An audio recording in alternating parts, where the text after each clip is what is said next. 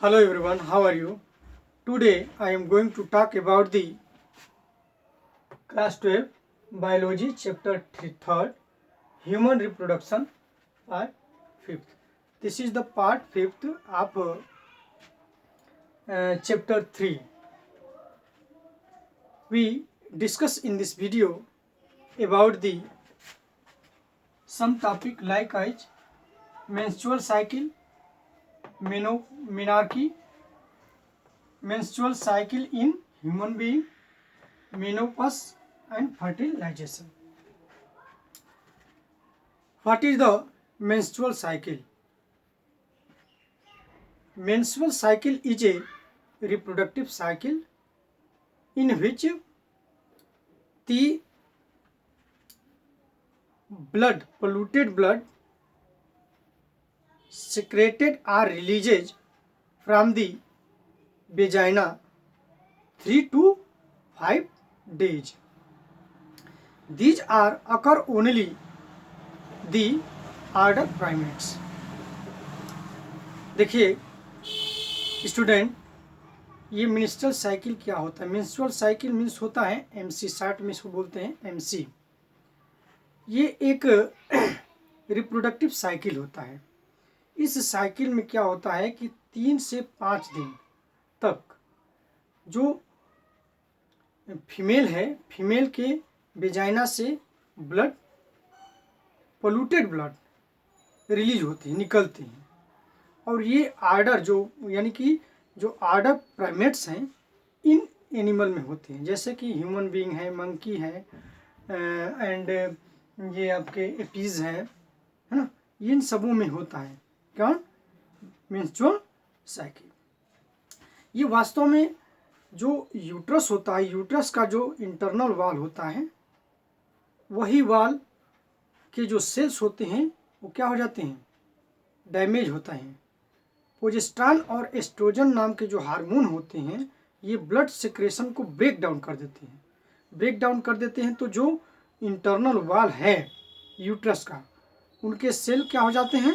Damage हो जाते हैं, डिस्ट्रॉय हो जाते हैं, डैमेज होता है। जब डैमेज, डेथ करके डैमेज हो जाएंगे तो वही जो है ब्लड के साथ रिलीज होते हैं, यानी कि निकलते हैं वेजिना से। तो एक लेयर जो है क्या हो जाती है?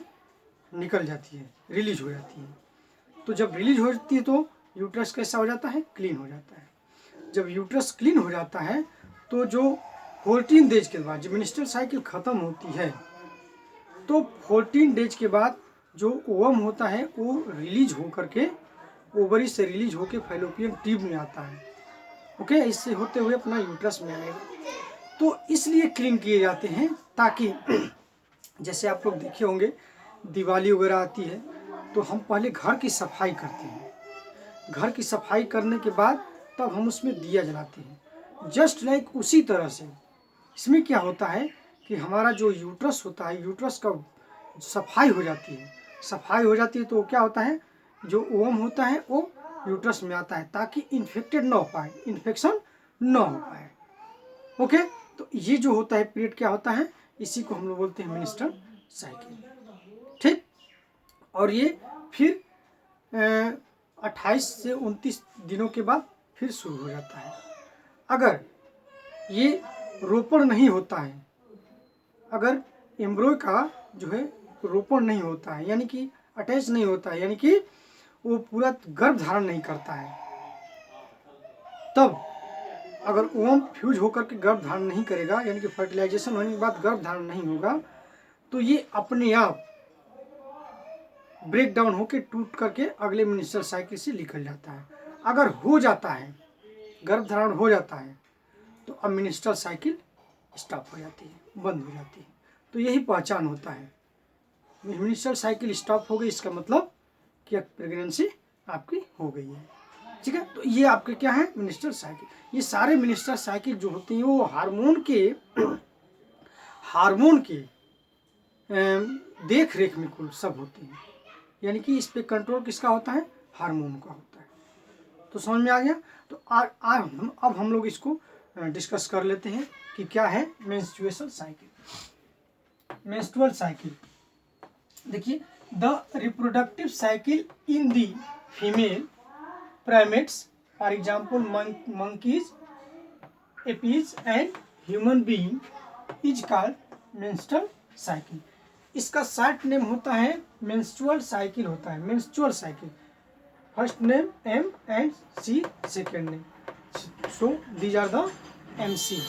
लेकिन इसको लोग बोलते हैं मंथली साइकिल, लेकिन वो मंथली साइकिल नहीं होता। ये कौन सा साइकिल होता है? मेंस्ट्रुअल साइकिल होता है। M से मेंस्ट्रुअल, C से साइकिल। ओके, अब हम लोग आगे बढ़ते हैं, देखते हैं मेनार्की क्या होता है। देखिए, हम लोग स्टडी कर चुके हैं कि जब एक फेज आता है जिसको बोलते हैं पबर्टी, ये पबर्टी में हमारे कुछ ऑर्गन्स डेवलप करते हैं, सेक्स ऑर्गन डेवलप्स करते हैं। डेवलप्स करने के बाद ये एक स्टेज होता है, वेजिटेटिव एक फेज होता है, यानी कि रिप्रोडक्टिव फेज होता है। तो इस फेज में क्या होता है कि कुछ फीमेल के बॉडी में डेवलपमेंट होने लगते हैं और उसी हार्मोन के कंट्रोल में मेंस्ट्रुअल साइकिल स्टार्ट होती है। यानी कि फर्स्ट दिन पबर्टी आ गई, चाइल्डहुड से जो है एडोलेसेंस में गया, एडोलेसेंस में पबर्टी आई। पबर्टी आई का मतलब कि पहले दिन, यानी कि एडोलेसेंस में चाइल्डहुड के बाद पहले दिन अगर MC आता है, पहले दिन अगर MC आता है, यानी कि फीमेल का फर्स्ट डे जो MC आएगा, यानी कि मेंस्ट्रुअल साइकिल आएगी फर्स्ट दिन, यानी कि पहला दिन जो मेंस्ट्रुअल साइकिल आती है उसी को हम लोग बोलते हैं क्या? Menarche. The first menstruation being at puberty and is called menarche. इसी को हम लोग क्या बोलते हैं? मेनार्की बोलते हैं। देखिए, वही चीज़ है मेंस्ट्रुएशन,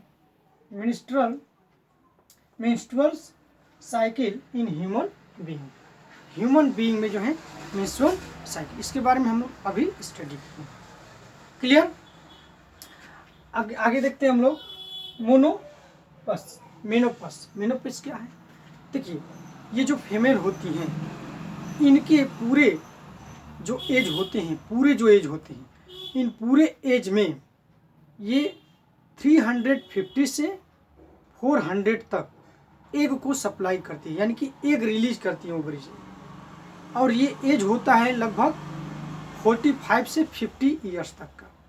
ये अपने जीवन पीरियड में कितने एग जो है निकालती हैं?